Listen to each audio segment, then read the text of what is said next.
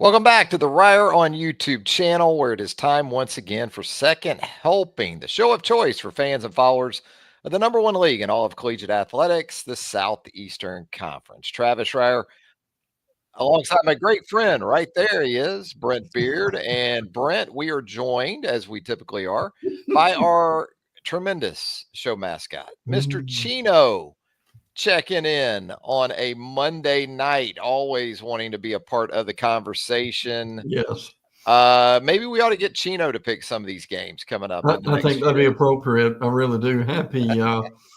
Happy New Year, Merry Christmas, and happy birthday to you. Appreciate Um, that.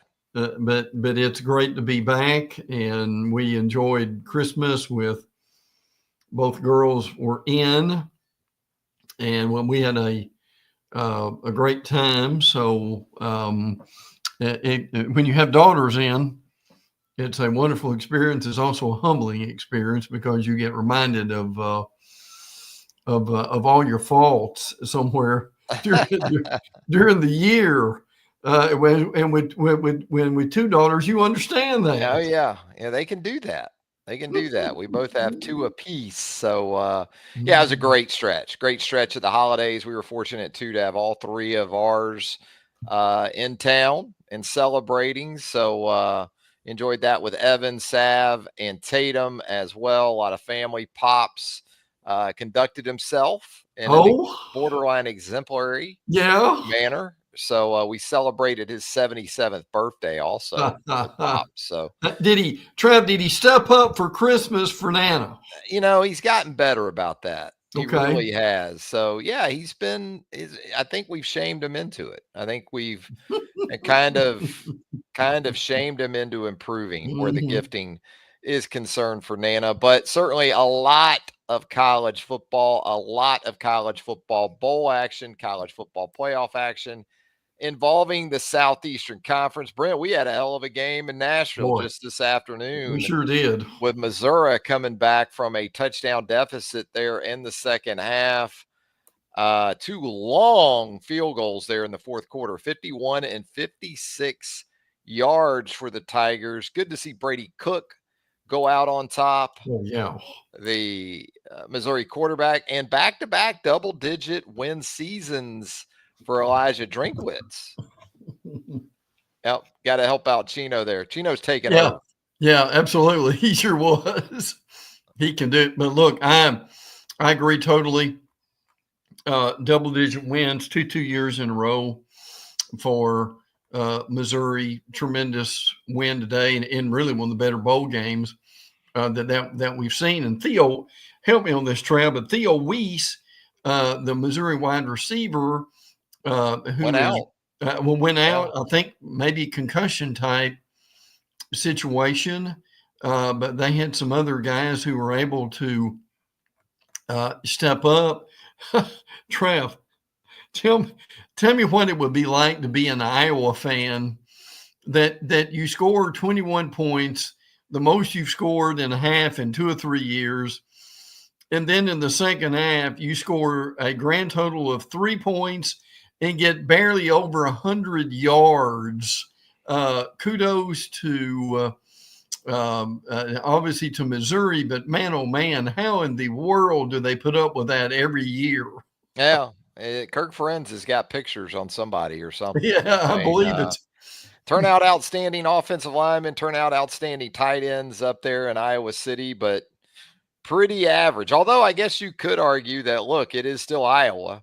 It's not Mm-hmm. exactly a mecca for college football. So, if Ferenz isn't there, what exactly do you have? You're seeing, though, at Iowa State Yeah. that it's sustainable to win on an annual basis. But nice win for Missouri on this Monday Yes. afternoon. Blake Craig, again, with the big leg, 51, 56 yards there in the fourth quarter. You said it. Theo Weiss goes out. Luther Burden did not play in the game. So Brady Cook with a big, big day, despite not having either of his top two options, at least Yeah. for a portion of that game in Nashville this afternoon. And that puts the SEC, if my math is right, at 5-3. Three big games coming up tomorrow. Obviously, Georgia and Texas left to play. So the conference is doing okay. But Trav, when real quick, when have you seen anything as woeful as that Atlantic Coast Conference at a robust 1-9 right Wow. now in the bowl games? Yeah, and the fact that you've already played pretty much your bowl Yeah, games that's and it's right. not New Year's yet, that kind of tells Hmm. you the kind of bowl games the ACC has been in. Now, look, two of the teams we know were college football playoff Yes. participants. So that had something to do with it for SMU and also Clemson. But let me ask you this, Brent, in terms of what we've seen from SEC teams through these 8 bowl games and college football playoff mixed in there as well. What has maybe stood out to you the most? A performance, whether it be individual, whether it be a team performance, good, bad, perhaps, to this point, knowing that we're still kind of in that stretch run of SEC play and in bowl and CFP action? I think what really hits home very quickly would be the unbelievable loss for Texas A&M Yeah. after dominating Southern Cal, and it's still amazing to me that on bookends, Southern Cal beat LSU and A&M. Uh, but Trav, the defensive effort on the part of Texas A&M and Mike Elko Trav. The comments after the game were basically the story of the game is the story of the season. We can't cover the forward pass. Yeah.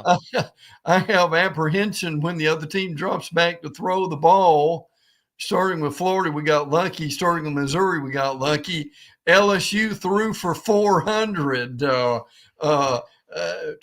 Elko not in the mood to be messed with after the game. No, he took ownership for it too. And for Mike Elko as a defensive guy, that strikes him to the core Oh, don't when you things know it like that does? happen. I mean, SC scored 28 second half points, had no answers for Jacoby Lane, No. the outstanding wide receiver. But, Zach Branch didn't play in this game for Southern California.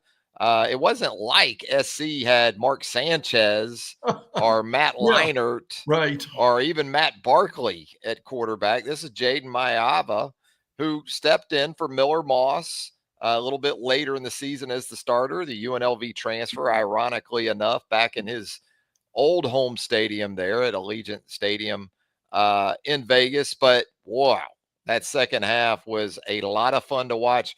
Marcel Reed, 292 passing yards, 3 touchdowns, did have a couple of interceptions. Mayava had 3 Yeah, yeah. for SC. Ruben Owens back in action for A&M at the running back position. But yeah, defensively. And, we talked about A&M under even Kevin Sumlin, man. There's something about late in the season that is not good for the No. Aggies. And we thought it might be exclusive to some, big some, but we saw it with this A&M team. Lost 4 straight to close Yeah. out the 2025 campaign. Yeah, and 2024, excuse me. Trap, by the way, they only missed 149 tackles this season, the most since 2010. And one Des Ricks, the cornerback who's been around the SEC a bit, That was at Alabama. he was, yeah, giving up 655 yards of passes at that point too. So look, and we won't belabor the point too much here, but the reality of it is A&M finishing in that typical 7-5, 8-4 mode that fan base has had a lot of that. And by the way, A&M's now lost at least 4 games in a season in 24 of the last 26 years. Oh Yeah. my. Yeah. I think the 27th, that we were anticipating last Friday with all the bowl action involving SEC teams. And I think that day was, if I'd have told you, look, the 2 teams that are going to lose at the 4 from the SEC that Friday are going to be Oklahoma to Navy. Understanding Navy, a Yeah. 10-win team and a Yeah. winner over Army. in that big game a couple weeks earlier, and that A&M was going to lose to a 6-6 SC team. Really? I don't know if we would have believed that. I don't know if we would have believed on that same day Arkansas would win a bowl Yeah. game Yeah. in Memphis. Talon Green just goes off at the Really? quarterback position for the Hogs. And Georgia Tech with Vanderbilt. I probably wouldn't have picked Vanderbilt to beat Georgia Tech, but Diego Oh, yeah. Pavia and the Commodores, Brent, got it done to finish with 7 wins for Vandy after that 35-27 win over the Yellow Jackets. First time since 2013, Vandy had a winning season. I hope at some point they have a parade. Pavia 250 basically in total offense, three passing scores, 2 rushing. Second most touchdowns by one player in the Birmingham Bowl history, by the way. Eli Stowers, 4 for 55. He did a really good job. But look, for you and me, all that matters is he has made it a point. He's coming back next year, and they will have the stadium done. Would it be safe to say, and look, well, we're not predicting any kind of championships here, but would it be safe to say this offseason may be the most anticipated Vandy season in quite a while? It should be. To get Diego back, that's huge. Again, the improvements that have been made to that stadium that are about 30 or 40 years past due. Yeah, really. It's a time for excitement for Clark Lee and the Vanderbilt Commodores, no doubt about that. So we look ahead to the next couple of days when there will be a lot of SEC action, both in the bowls and the college football playoff. We'll start with Tuesday's matchup between the Alabama Crimson Tide and the Michigan Wolverines. Talked with Chase Goodbread, the columnist for the Tuscaloosa News here on the channel last night on Talking Tide. And when you think about these kind of matchups, you think about opt-outs. And boy, just from that perspective, yes, Alabama has its fair share, but in terms of impactful guys, I think Michigan feeling that a good bit more than will be the Crimson Tide tomorrow at noon down at Raymond James Stadium in Tampa. Travis, we don't have time to go over all the Michigan opt-outs, do we? Anybody that's of star note or star power, basically, for Michigan is not playing in the game against Alabama. Yes. Yeah, that is correct. Now, Caden Proctor, the left tackle for Bama, understand that he is playing unless you've heard differently. No, I saw that report today, I think, from ESPN that Caden Proctor, battling through some shoulder issues throughout the season, expected to line up at left tackle against the Wolverines. Well, and I think Alabama fans breathe a sigh of relief. Keon Sabb coming back next year. He mentioned that today. But look, before we get into Jalen Milroe, hopefully this will be a game for some of the guys like Richard Young and running back Rico Scott at wide receiver, Jalen Mbakwe that it would be at receiver for some of these guys to get a little bit of playing time too. Trev, I've never seen this before. You may have seen it, but I saw one of the Alabama writers interviewed one of the Michigan beat writers, and he asked him, "Would you give us a score, please?" He said, "Yeah, 40-10 Alabama." I haven't seen that in quite a while. Yeah, I mean, again, it kind of lines up that way. This isn't a great Michigan team to begin with. Now, it is coming off a monumental win in Columbus over Ohio State, but a lot of those guys aren't going to be on the field against Alabama down in Tampa. So it's hard to kind of line those things up.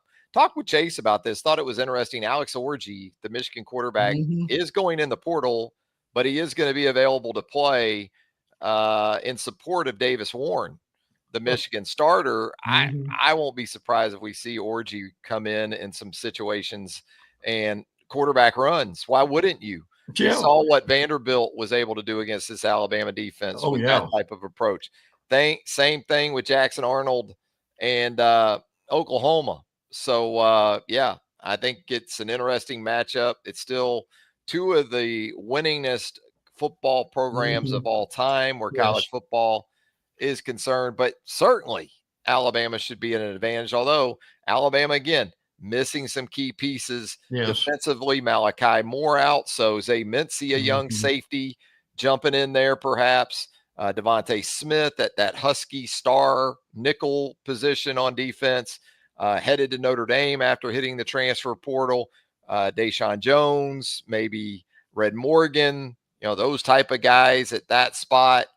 No Deontay Lawson once again, but you've had an opportunity with Justin Jefferson and, how you've been able to sort of work through that. Jahad Campbell, obviously. And then at the wide receiver position, just from a Mhm. depth perspective, yes, Oh, you yeah. have Jeremy Bernard, you have Ryan Williams, but you mentioned Rico Scott a little bit earlier, how Alabama goes about dealing with that. And then Justice Haynes out Mhm. at the running back Mhm. position. We talk about Michigan. There's been so much crossover, it seems like, between these two programs. Keon Sabb comes from Michigan to Alabama. Justice Haynes going from Alabama to Yeah. Michigan. Yeah. Damon Payne, a defensive lineman for Alabama, going back home to his native Michigan, it appears, to wrap up his college football career with the Wolverines. So plenty of storylines, as it always seems there is when these Mhm. teams get together. And most of that, if really all of that, well, I guess other than Dallas in 2012 when they opened against each other at Yeah. Jerry World, has been in the postseason in these type of bowl games, and Mhm. it's happened more than once down in Tampa. Yeah. Yeah. Absolutely. And obviously, a lot of questions about, and we'll be brief about this, Jalen Milroe and what he's doing. Pretty much everything that I've seen and heard that he will probably go to the NFL draft. Look, with the combine, frankly, I think Jalen will. I think he'll run fast and jump high. I mean, the measurables will be in his favor. He'll do well in the interview process, if that's what he chooses to do. And frankly, I think, and Jalen Milroe has been incredibly inconsistent at times. When he's good, he's great. When he's not, it's a real problem. So, and this is like his 26th, 27th start, something like that. And there's still questions with that, but hopefully he can get on with his future and this Alabama quarterback room, which frankly is probably a lot better than people think it is. Some of these guys will get their shot too. Yeah, maybe we see some Ty Simpson depending on how the Mm-hmm. game goes on Tuesday. A guy who's anticipated to be next up should Jalen Milroe move on to the National Football League. There is another guy on the way though, in Keelan Russell, Oh yeah. um, that I don't think seems all that interested in kind of biding his time. Now No, that doesn't mean no. he may not have to, but this is a very talented young passer. Once again, another uh, quarterback from the state of Texas making his way to Mm-hmm. Tuscaloosa. He is playing in, I believe it's the Under Armour All Star Yeah. game coming up here, and he is the real deal. Yes. So I don't think it's going to be a situation if Jalen Milroe moves on that it's as simple for Ty Simpson as kind of taking the Mac Jones Mm-hmm. approach, and moving into Yeah. that starting Really. position.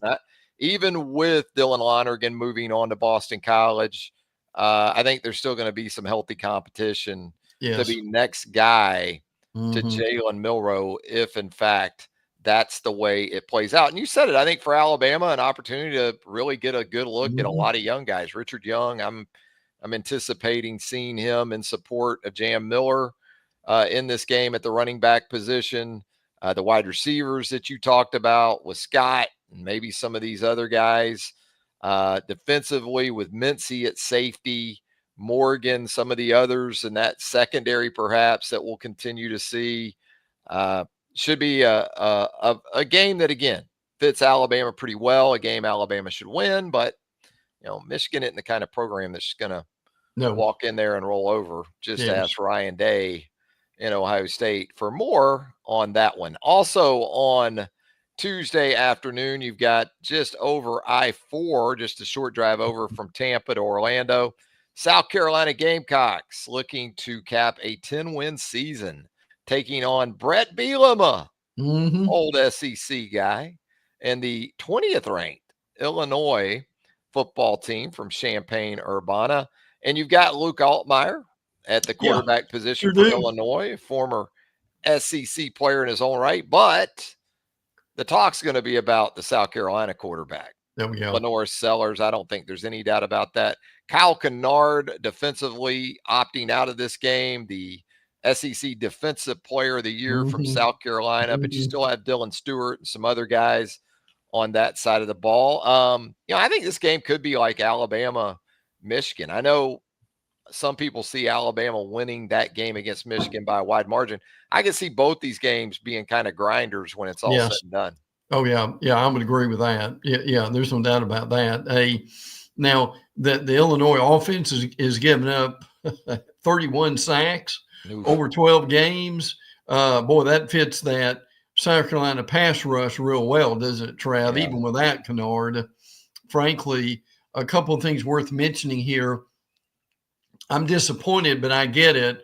Rocket Sanders, who I still think was one of the most valuable players for them this year when he was healthy, has declared for the NFL draft, and he will not play in the game. And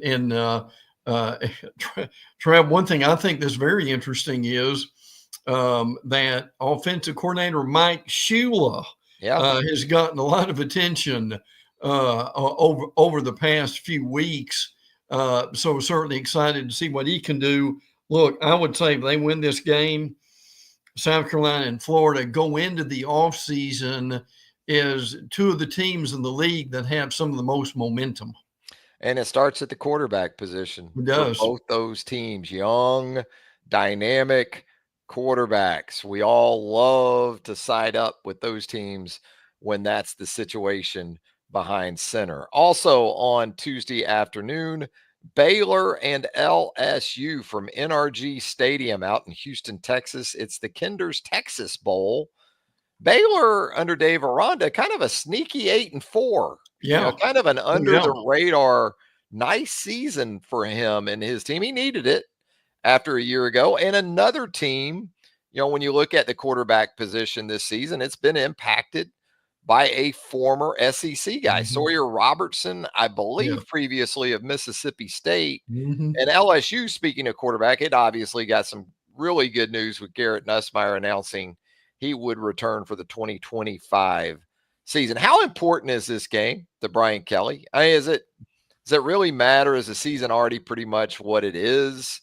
Or could the fire get a little hotter for him with a loss to this Baylor team on Tuesday afternoon? Oh, I think it could get a little bit hotter, particularly if they are ineffective in this game. I like Nussmeier. They've struggled to keep him upright. A lot of the LSU beat writers would tell you that the offensive line was not what they thought it would be this year. They're hoping to be able to run the ball with Caden Durham and Josh Williams and Caleb Jackson, but they have the line to be able to help them with that. And defensively, again, this will be an opportunity for a lot of these guys. Devon Keys, West Weeks at linebacker, Dominique McKinley. Bro, on the defensive line, some opportunity for them. And listen, you hit it with Baylor. Baylor's won like 6 in a row. Yeah. They've risen from the dead, frankly, early on in the year to really be playing well. But no, I'll say this. It's like Gene Stallings, you say when he was in Alabama, when people would ask him, do these games matter? And he said, well, you lose one, you find out how quickly it matters.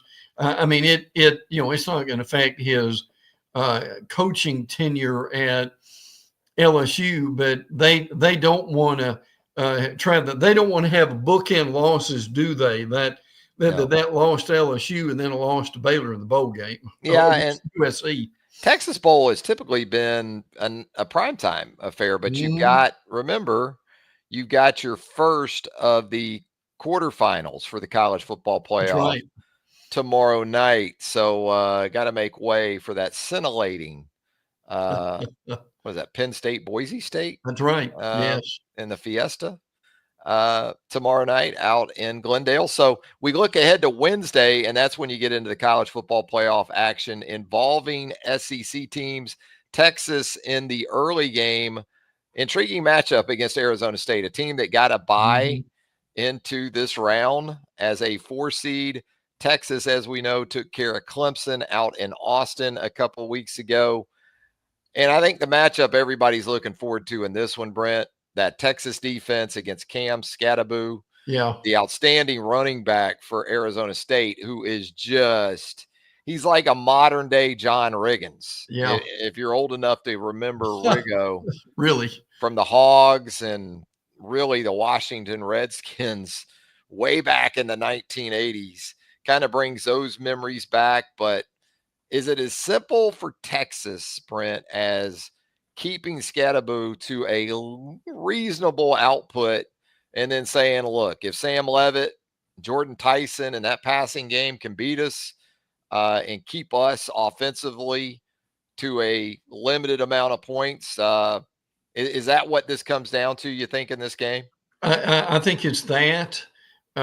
Certainly is huge. I think the other huge thing is can Texas run the ball? Yeah. And listen, when they've ran the ball, they've done really well. Wisner and Blue have really played well at times.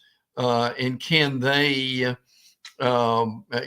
continue that? Quinn Ewers has been a bit erratic.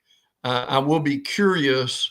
Will Arch Manny get in, and what Yeah. kind of plan do they have for him at this point?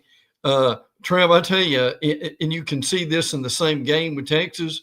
There are times that when you watch Texas, it looks like they're unbeatable. And then there's other times where they have no clue what they're doing. And often that happens in the same quarter. It does. And Quinn Ewers said, I think earlier today, that his ankle is a lot better Yeah. than it's been. So, that's good news for Texas. That would seem to sort of preclude Arch Manning from much of a role, assuming Yeah. Quinn Ewers is at that level of health. I think Quintrevy and Wisner, the Mm-hmm. back for Texas, can absolutely be a show Oh, stealer a yeah. little bit Absolutely. with so much of the focus on Scatterbo. It could be Wisner that we Mm-hmm. end up talking about for what you mentioned, the Texas run game. And it's kind of the same way for ASU. You think about Texas and all the depth at wide receiver, and that's before you talk about Gunnar Helm at tight end.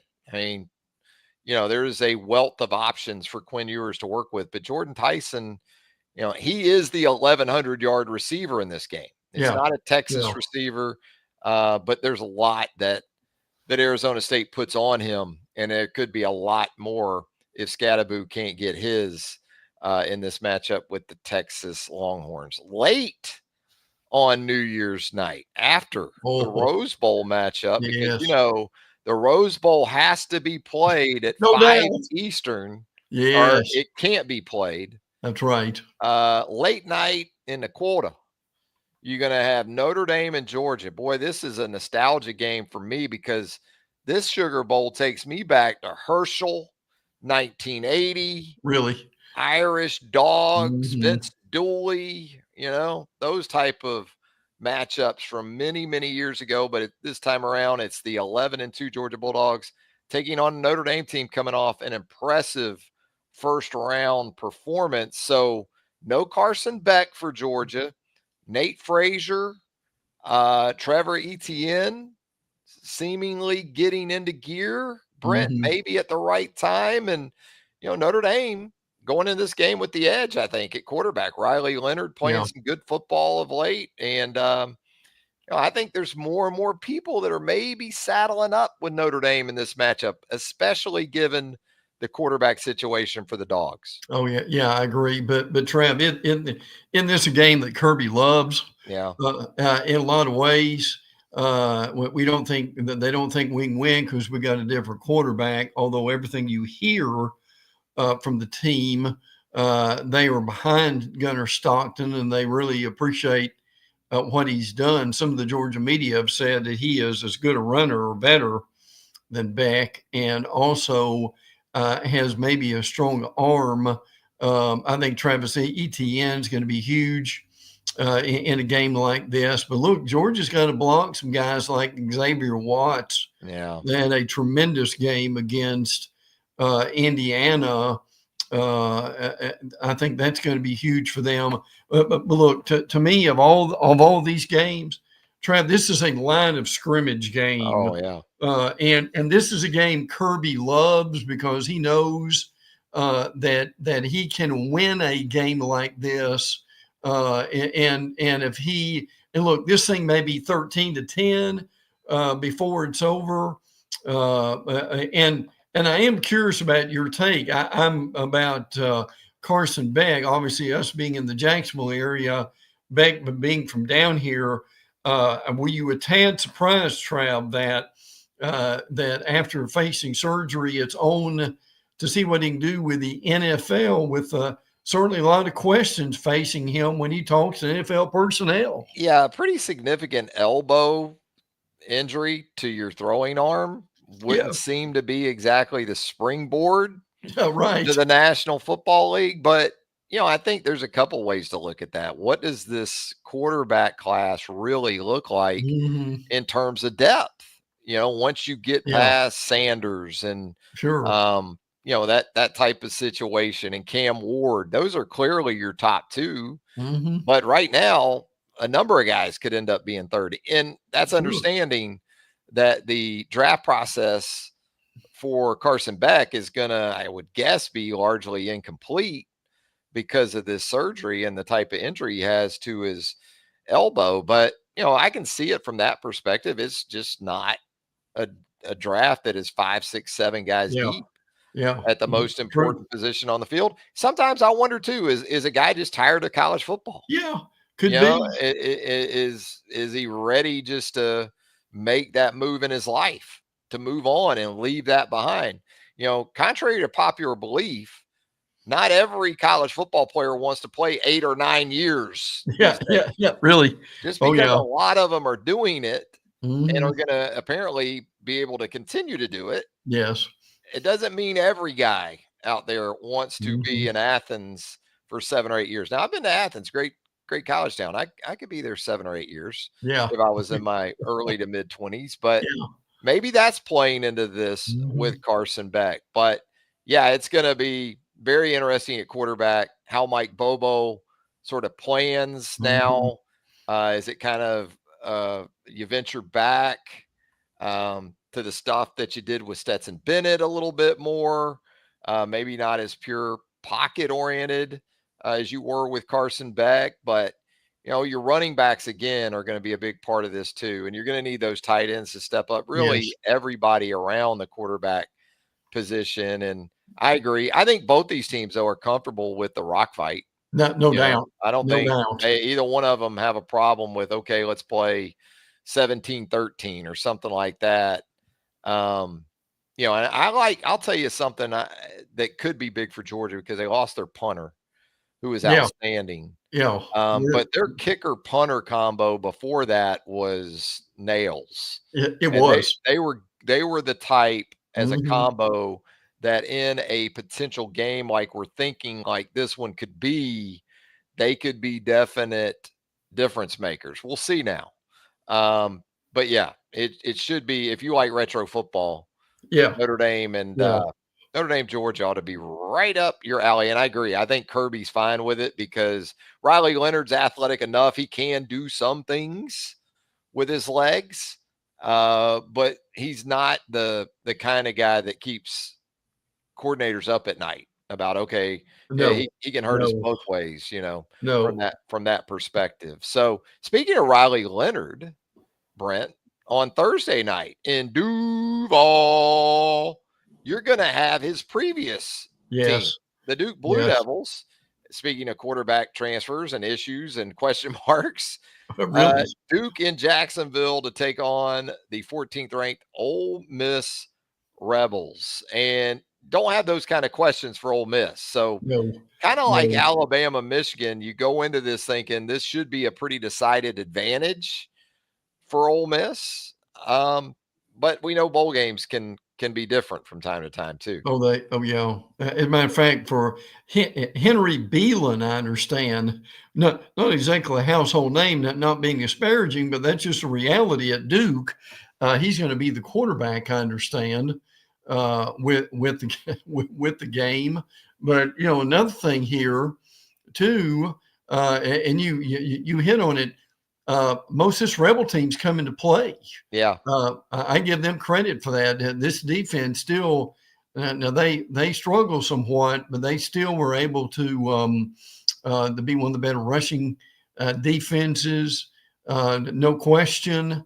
I mean, Walter Nolan, Princely Hugh, J.J. Pegues, Jared Ivey. I mean, that's a pretty good group to have them available too. And what about Jackson Dart? He is going to the NFL, but he is going to, unless you've heard differently, my understanding is he's going to play.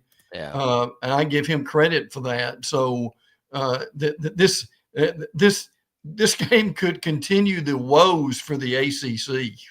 It really could. And, there are some guys, especially at the quarterback position, where you would kind of get it if they opted out and didn't play, although we saw Shedeur Sanders play for Colorado.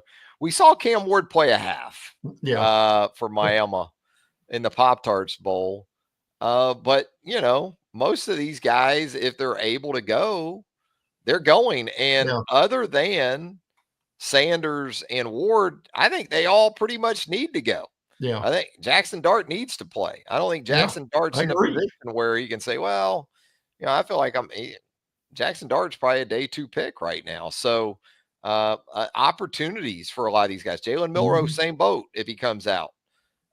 Same type of situation. So, yeah, I would think Ole Miss is the pretty clear choice there in that matchup with Duke.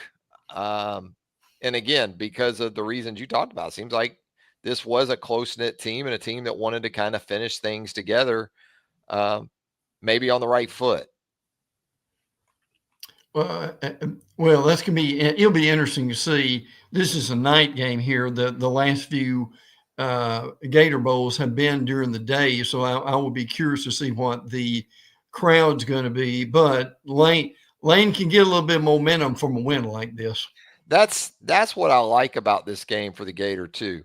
Standalone day, prime time. Yes. Thursday night football in the NFL is done. Yeah. So yeah, you're right. They kind of get the stage to themselves. It has the potential to be entertaining with Lane. So yeah, I like that for the Gator Bowl. Could have had maybe a little sexier matchup. But the potential's still there for a competitive game at Everbank Stadium on the banks of the St. Johns River. So, Brent, we obviously don't have a magic 8 ball, so we can't look ahead to the college football playoff semifinals, but are you projecting the SEC to get through here to the semifinals in both these games? And which of these games do you think maybe an SEC team is in the most peril or could be? You think Georgia, or do you think Texas that could find itself in a sort of dogfight, or I guess Longhorn fight as it gets late? Yeah, I would think Georgia, frankly. Again, this game I think is tailored for Kirby and that staff. But Trev, there are things that still are really concerning about Georgia. This inability to catch the football by these receivers, it just almost mystifying. And you really wonder if if they've got a guy wide open in the end zone, Trev, and he just fumbles the ball out of bounds or something. So those things could certainly come back to be a problem. And I'm curious your take on this too, Trev. There are a couple of the teams in here. Frankly, with Boise and Arizona State, now look, these are good teams, but do they? I mean, is there a point in the game for both those teams that, or the lights too bright and the moment too big, maybe for both these clubs? Yeah, that's the wild card. That's what you just don't know.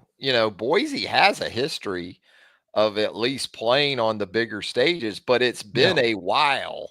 This Yes. isn't Chris Peterson in Boise No. in this No. situation. We're long removed from that memorable Fiesta Bowl win over Mhm. Oklahoma, where Yeah. Boise runs the Statue of Liberty and the running back proposes to the cheerleader Yeah. girlfriend in the Yeah. aftermath. I mean, as great a memory as that was, and still we're able to recall it, it's a long time ago. So, yeah, I think the first quarter in games like that will give us a great indicator. Um, you know, I just think for Boise, it's going to be a situation. You got to. I mean, how about Penn State in all this? Oh, yeah. I mean, Yeah. you don't really win a game of significance all season, and you're basically Really? given two group of 5 opponents Yes. to get to the semifinals of the college football playoff. Yeah. That's why and we saw this from Brett McMurphy, I think, Yeah. on Yes. Twitter today about in-depth discussions are going Yes. to be had about, you know, buys and conference champions and how all that plays out. And, also the potential, I guess, for reseeding too, right? Oh, yeah. Oh, yeah. Trev, would it be safe to say, and I'm not saying he peeled the paint off the wall, but I would guess that when Greg Sankey had a few minutes to express his displeasure in the first playoff setting. Yeah, I'm guessing he wasn't as public, obviously, with it, but I would think he's made his feelings known. Yes. Maybe he's taken an approach that, hey, I don't want to step all over this great event, this great Hmm. tournament, um, and make it about me as much, and kind of wait until after to maybe Yeah. have some more Right. thoughts on it publicly. But sure, I mean, look, you got to be careful about bowl records and all that crap. Yeah. I mean, the ACC, as you said, 1-9 Hmm. in bowl action, and you think, well, that league got 2 teams in Yeah. the college Right. football Right. playoff. Now, look, you got opt outs, you got stuff that's beyond the control of a lot of these coaches and a lot of these teams. It certainly factors into it, but like you said, if let's say Duke loses to Ole Miss and is what, 1-10. Yeah. Yeah. I mean, you Really. can you can take something from that. I'm Sure not you saying you can. should take everything from Yeah. it, Yeah. but 1-10 in bowl play, I think there's something that you could deduct from that. Brent, anything else before we get out of here? Yeah, yeah. Real quick on this Oklahoma situation. I mean, number one, Brent Venables loses a game that they could have won, and I give him credit for at least getting back. Couldn't get the 2-point conversion, but Trav, what about this? Member of his staff, Zach Alley, tells the team that he's staying, and basically the next day he's going to be with Rich Rod at West Virginia. So what this equals out to be, the next D coordinator Oklahoma hires will be the third different one under Venables. Ben Arbuckle is the fourth different offensive coordinator. So what you've got there is 7 coordinators in 4 seasons, and the only 2 Oklahoma coaches with multiple losing seasons since 1925, John Blake and Brent Venables. Now, look, we're not offering him up for live sacrifice here, but Trav, look, my understanding is that was a real blow to this team in losing Alley and after a very very difficult season. It's probably going to be a concerning next few months in Norman. Well, and if that is true, that losing an assistant is that traumatic to a football team at a place like Oklahoma, Yeah, then that makes me worry about Brent Venables even more. yeah, Because if yeah. Bob Stoops lost a guy like that, it wouldn't be making much of a ripple, I don't No, think. I mean, no. obviously, there's guys that do great jobs, and it does hurt whether we know it or not when they lose. But boy, if we're making a big thing out of this assistant leaving a place like Oklahoma and how much that could damage the Yeah, program, Yeah. And that takes me back to Brent Venables. And I think working on the defensive side, it's probably like working under Nick Saban because Probably. Brent's Probably. Brent is the defensive guy. Yeah. Yeah. And the opportunity to go run your own shop, so to speak, Mhm. I'm sure is alluring, Mhm. attractive um, to some guys. But I think if you're an Oklahoma fan right now, what you're hanging your hat on is the Arbuckle hire, Yeah. Mateer following him at the Mhm. quarterback position Mhm. from Washington State to Norman. Those are the things that you're hanging on to if you're still trying to Yeah. maintain your composure and your Mhm. confidence when it comes to this program moving forward under Brent Venables. Yeah, absolutely. And we'll have plenty of time in the off season for things like this. But James Franklin bringing up Nick Saban's name as being the overall commissioner in college football is Don't quite pay enough. Doesn't yeah, pay enough. yeah, it doesn't. It really doesn't, does it? But Trav, there's no way in the world that Nick would want No. a daily grind with that. But I'll tell you this, The phone calls he would have to take yeah, yeah, from uh, randos? No. Nick, here's the thing. Nick Saban already is the commissioner of college football. yeah, It's yeah. just the pseudo commissioner, and he gets to do it on television That's right. every week. And then he Yeah, gets to go home. Then he gets yes, on a G5, he and yeah, Miss Terry, within 30 minutes yeah, of Corso doing the mascot pick. right. I can promise you Nick and Miss Terry are on a G5 hauling ass back to Tuscaloosa or wherever they're going. Yeah, yeah. Well. But here's the thing, Trav. He could sit down with paper and pen, Yeah. and he could diagram what probably would fix about what 75% of the issues, and probably about what 15 minutes, and it would do a better job than anybody's done to this I point. agree, but then there's still that 25%.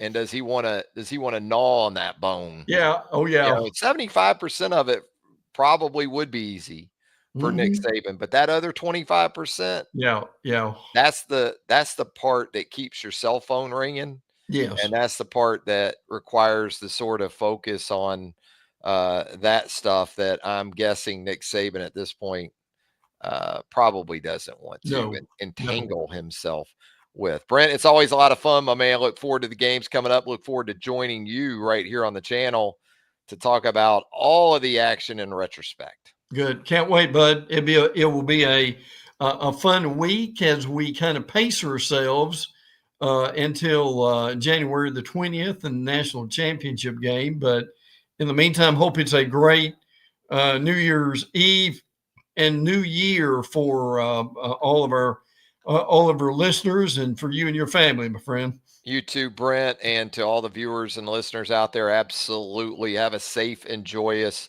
New Year's. Be careful with those mortars in the driveways and the Really, cul-de-sacs. We really. don't want to have to do a digit check on you people No, no. after the fireworks, the amateur fireworks Yeah, display. yeah. So just go easy. Go easy with that stuff. All right. We're going to go easy. For Brent Beaird, Travis Reier, thanking you once again for joining us right here for Second Helping on the Reier on YouTube channel. Until next time, so long, everybody.